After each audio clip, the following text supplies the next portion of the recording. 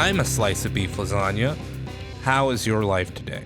I wanted to talk about guest characters in Mortal Kombat, specifically Mortal Kombat 1. But I think what we're going to cover will apply to pretty much any fighting game, more so as a guide of what to avoid when implementing guest characters into a fighting game. To begin, we will briefly look at the guest characters in previous Mortal Kombat games. Then I will go over a thread from Reddit that I commented on. After we go over the thread, I will lay out some bullet points that I think summarize the problem with guest characters in Mortal Kombat 1 and the franchise as a whole. One last thing, before we get into this video, I want to be clear that I don't think guest characters as a whole are an issue, but I do believe that there is a right and a wrong way to do it. Ghostface, for example, has been a great addition to the Mortal Kombat 1 roster. NetherRealm Studios has done a great job creating a fun character that captures the essence of the Scream films. However, as per usual, when it comes to NRS, they take one step forward and 2 steps back. So let's get right into this. Mortal Kombat 9 has 32 characters. 2 of them are guests. Mortal Kombat X also has 32 characters, and 4 of them are guests. Mortal Kombat 11 has 37 characters, and 5 of them are guests. And now, as of the recording of this video, if the recent leaks are proven to be true, Mortal Kombat 1 will be ending support after they finish their current round of DLC characters. And by ending support, I mean that there will be more than likely probably no further content added to the game beyond balance changes. Mortal Kombat 1 will have 35 characters, and 6 of them will be guests. On average, it looks like we get about 30 Mortal Kombat characters and at least 3 to 4 guests. On paper, this is a decent mix, but when you look at the trend that this is following, the amount of guests is rising while the amount of Mortal Kombat characters is stagnant at best. I think this is where a lot of disdain and contempt is being built up for guest characters. People want to see Mortal Kombat characters in their Mortal Kombat game, and guest characters take up roster slots from Mortal Kombat characters. If this trend continues, we could end up with 8 guests in the next Mortal Kombat game. If you ask me, I think 8 guest characters is way too many. I'm not a fan of guest characters, at least in abundance. Just let me know what you guys think in the comments. Do you think 8 guest characters is a good or bad idea?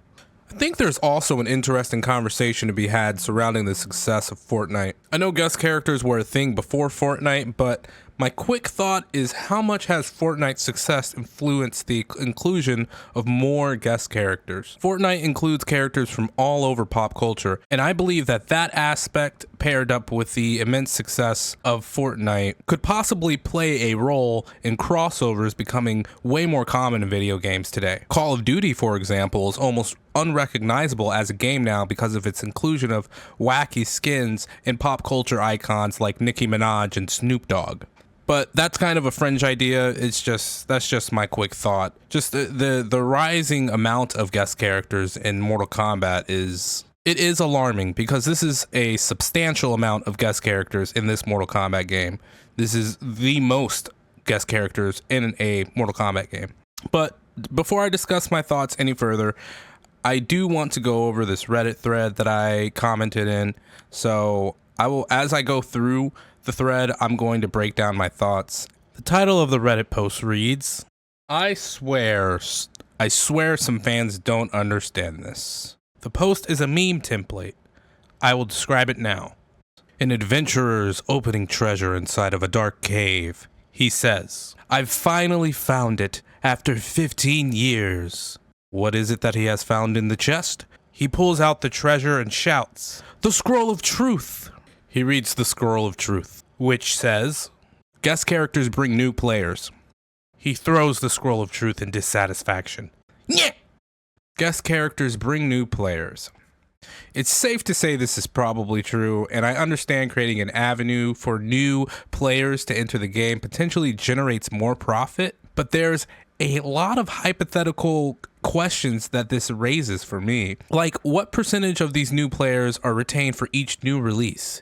And how many guest characters are necessary for increased profits before you get diminishing returns? And at what point do you begin to hurt your core fan base by excluding characters that are fan favorites or highly requested characters like Onaga? And I guess it comes down to the numbers and statistics that we don't have access to. Based on the actions of WB, it's probably safe to say guests generate more money than Mortal Kombat characters. And if one guest sells an extra 100 copies, what's to say that another guest won't sell another 100 copies? And I'm just using 100 as just a number, to make life easier to understand what I'm saying. But at the same time, what if catering to your core fan base can generate goodwill and good word of mouth for the game, which in turn will still generate those extra 100 copies? These are a lot of the basic points that people bring up in the Reddit thread that we're about to go through. So let's go ahead and take a look at what they have to say.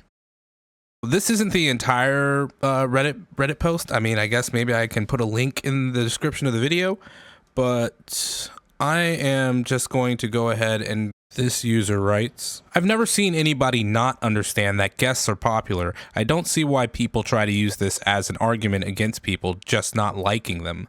I don't care how many players they allegedly bring in. I'm not going to be a fan of them taking up so many slots, especially considering right now we lost an MK character slot to a guest in Mortal Kombat 1, and the last 6 months of support of this game is going towards almost nothing but guest characters.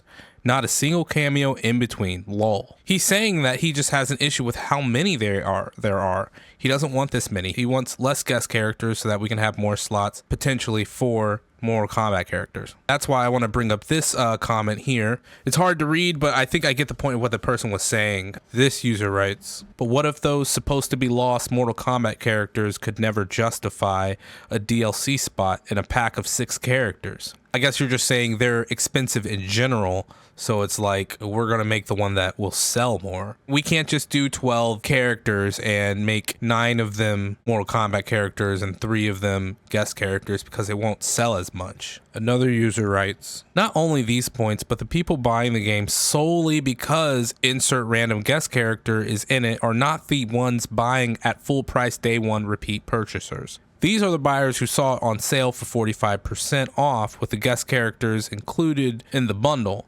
At that point, you have to ask yourself, is there more value in ensuring that the Mortal Kombat fan is going to buy your DLC versus a potential Mortal Kombat fan already having paid for the DLC as well as the guy who wasn't going to buy it? I guess is what I'm trying to say. I hope that made sense. A user reply reads, not even to mention the licensing costs, like why? I'd rather they spend the money on development towards things like Intractable Crypt, a party mode, and another Mortal Kombat character.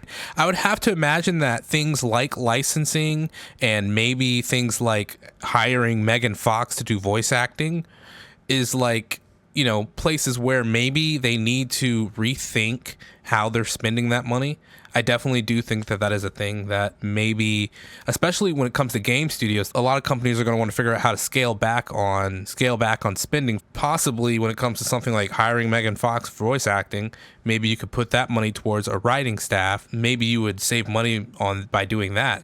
Another user agrees with one of the previous comments here. Very well said. It was always a slot budget issue. Adding on, another user elaborates by saying, yeah, if you need guest characters to bring in new players, then you are not in a good position.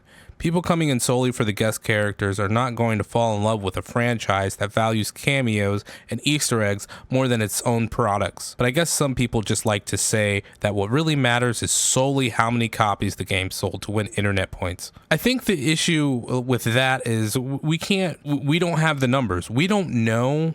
At least, I mean, I don't know. Like I said, the information is probably out there, but I haven't ever looked for it. We don't know if a fan is more valuable than a potential customer and a fan, because that's the idea behind a guest character. The idea behind a guest character is that the fan is already going to buy it, and then the guest character is also going to bring in someone else.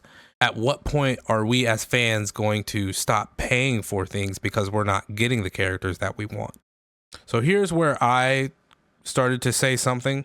This user writes, the so many slots in question. 3/16 of the cast is a guest, but go off. The other user writes back saying, smaller roster than in Mortal Kombat 11, yet there's more guests. That's what I'm referring to.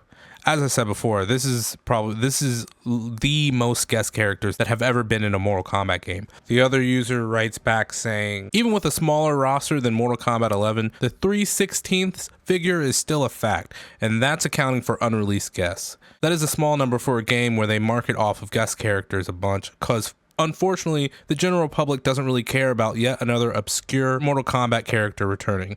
It's partly why Chaos Reign flopped, because no casual returning got anyone to play on release that's not just reskin Mortal Kombat Ninja that no one outside the sub gives a shit about.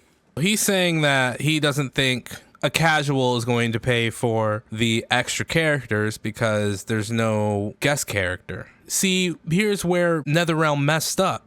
If you're going to make Mortal Kombat characters, don't gender swap them. The general fans have been asking for Cyrax and Sector. We have not been asking for a gender swapped Cyrax and Sector. It's a risk. Why would you take that risk with the Mortal Kombat characters if you're trying to sell it? The issue is, who wanted a female Sector in Cyrax?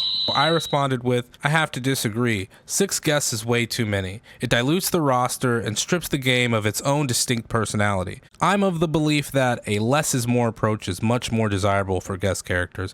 Omni-Man and Homelander, cool. Peacemaker, why? Ghostface, cool. T-1000 and Conan, why? Like, what game am I even playing anymore? Omni-Man, Homelander, and Ghostface would have been enough for Mortal Kombat 1. Once you're fishing for obscure guests to fit in your roster, at that point, why not fish for obscure Mortal Kombat characters? The thing here is, I'm looking at this now, but it's like, it doesn't really like hold up, I guess. I don't really have an argument here. It's more of just my own sentiment. So, like, why did we get T-1000 and Conan? I have no idea. Peacemaker, clearly they did Peacemaker because he has a show, and that is cross promotion. Moving on, another user writes, especially when 2 of them cancel each other out with Omni-Man and Homelander. If we only got one or the other, we wouldn't have been worse off. Anyway, it's a moot point on this game, and in this thread, we are just pissing each other off. Devs won't take much of what we say into consideration because the devs do not get the final word. It's the publishers and investors that get to influence those decisions, and those people likely do not read Reddit or put any weight on what anyone is saying. So I guess this is a black pill thing to say, but I don't know. It's a defeatist mentality in my opinion. I think it's important to voice our opinions as customers. Maybe it'll change the way things go. You never know. So it's worth it to always say something. Even if video probably gets like less than 100 views, I don't care. I'm happy to have voiced my opinion regardless. But when you say it's a moot point, I'm starting to think that maybe this is a moot point. Like, it sucks that it feels like no matter what we do, we're going to keep on getting guest characters, and we're going to get as many as the game needs in order to make more money. Money talks. If somebody tells me that I'm crazy that the next Mortal Kombat game might have 8 guest characters, I would tell you you're crazy to think that it wouldn't. Because if that means they're going to make more money, then why wouldn't they do it? At this point, the user starts breaking down my short story head-ass comment. I'm just going to continue reading the replies. I don't understand this line of thinking because they wanted John Cena. The Peacemaker show got popular and he was down to voice as well as fit the first guest theme. You know this. Ah yes, Ghostface is alright, but the T-1000 and Conan is where this guy draws the line. You're still playing MK. You're just bitching that you don't get the whole roster to yourself in your personal picks. Also, they don't fish for obscure Mortal Kombat characters because no one gives a shit about differently colored Ninja number 9 in real life. Guests sell way more than fucking Takeda, and that's a fact. Sorry, the truth hurts. I reply back with, I think when you look at something like Soul Calibur, you can see how having less guest characters inspires more excitement instead of dread from half the community. There's more of a feeling of, oh, cool, look at these fun guest characters, as opposed to, oh, cool, WB is exploiting their franchises and fans oh, cool. WB is exploiting their franchises and their fans to make an extra 0 on their bonus checks, and it's not even an interesting guest character. I mean dilutes as in it is obfuscating the soul of Mortal Kombat. It starts to feel like a crossover game with just wacky characters for no reason. Imagine Conan versus Omni-Man on screen. What game is this? The way I see it, the game with Omni-Man and Homelander is good. Plenty of people like imagining that fight, and Ghostface is the cherry on top to continue the horror-themed guests. Sick. Not mad at it. On the other hand, Add in Conan, Peacemaker, and T1000, it becomes the game with all the guest characters, and sounds like a nuisance. I know that guests sell more, but it speaks to the integrity of NetherRealm Studios and Warner Brothers. They are not here to please fans.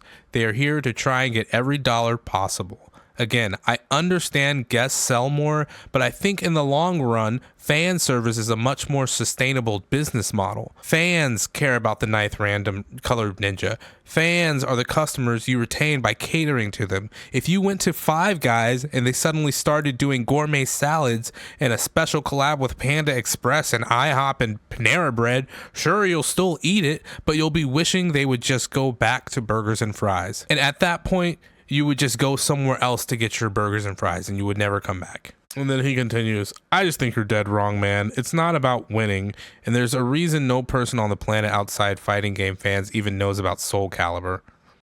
I don't know about that one, but sure. I referenced Soul Calibur in this discussion because I think Soul Calibur is a franchise that has done guest characters very well and continues to do them very well.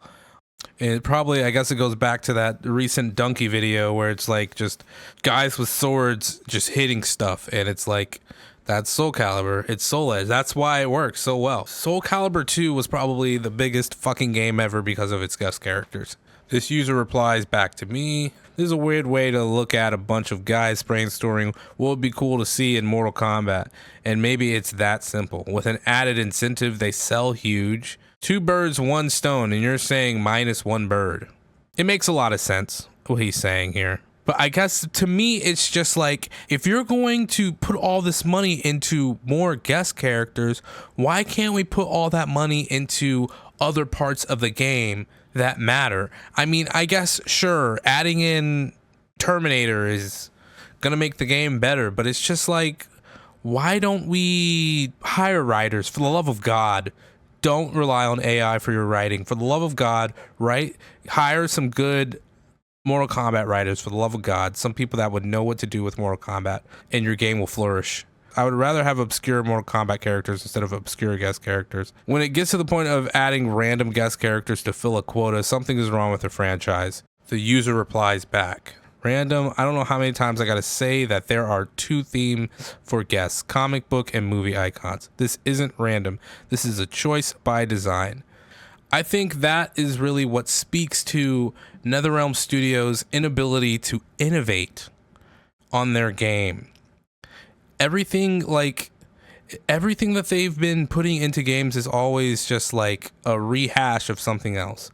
I think the last time they really innovated was Injustice 2 with the gear system, and that they've just been rehashing for the past however long with all their other games. Like, we keep doing the same things in these games. I'm even asking for the same things, and that's okay too, but like, can we just give us chess combat? All the money and time that was spent into creating guest characters, 3 of them, I would rather have spent that time developing chess combat. Even if you develop chess combat to be like a pencil and paper like kind of look to it, like you just use the characters' pictures in the corner and shit, and you have like little fucking just pieces moving on a board, and then just initiate the fights into the actual game. Even if you did that, that would be something. Something is better than fucking nothing, dude. All there is to do in this game is Combat League. Stop worrying about trying to sell to casuals and trying to bring in more people with things like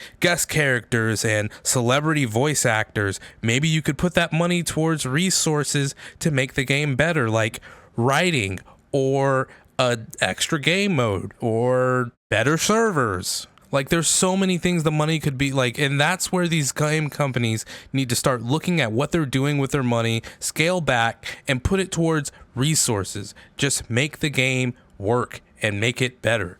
So after going everything, I think there's really only a few main takeaways, but they're very important. There were too many guests. Like, I don't know how else to say it, but like, if you do a trick one time, it's cool, but if you do it fucking 400 times, it starts to get less cool. But like, some guests are too obscure or boring. They're not so obscure that it's like annoying or anything, but it's just like, I guess really like Conan is really the one. And then Peacemaker isn't a bad choice. I understand why he's in the game, but it's like, if that's all it was for, was it like completely necessary? I don't know. Maybe I'm wrong, but I just don't imagine that somebody is playing Mortal Kombat and saying, who's this Peacemaker guy? And then say, oh, well, there's a TV show about Peacemaker. It's pretty cool. You should check it out. Okay, so maybe that happens more often than I would expect. Some guests lack universe congruence. By universe congruence, I mean, does the character fit into the universe of Mortal Kombat? Or is it feasible that this character's universe would collide with the Mortal Kombat universe? So let's be honest, when it comes to Omni-Man, Homelander, and Peacemaker, while these characters do seemingly fit the violent nature of Mortal Kombat, it seems that they would have been more fitting to an Injustice game. They are superheroes, and we would like to see them fighting other superheroes, not Mortal Kombat characters. I honestly feel like the horror characters fit a little bit better, but even those are a bit of a stretch. Everybody has been asking for Doomslayer as a guest character. I think that works very well because he, travels through hell, and we have the Netherrealm as kind of a merging point. When you put all of these bullets together, I think what this really says is, if you're approaching any of these, then stop doing guest characters. Spend that time doing something else.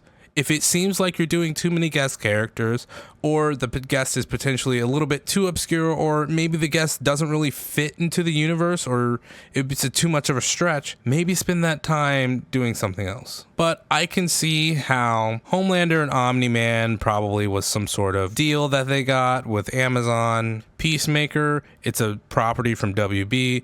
They have the opportunity to put him in there in the game. Why not? Cross promotion, I get it. That's probably what happened with that. And then we also get our 3 Mortal Kombat characters. But the issue with these characters is that it's really only Takeda that was a completely new character, because Ermac and Quan Chi, they were in the game's story, so they should have been playable at launch. And now here we are with another pack of 3 characters. And WB said, if you're going to do 3 characters, we need 3 guest characters. That's the only way we can really fade it when it comes to this money. But whatever. Anyway, like, comment, subscribe. Thank you so much for watching. Enjoy yourself. Have a wonderful day.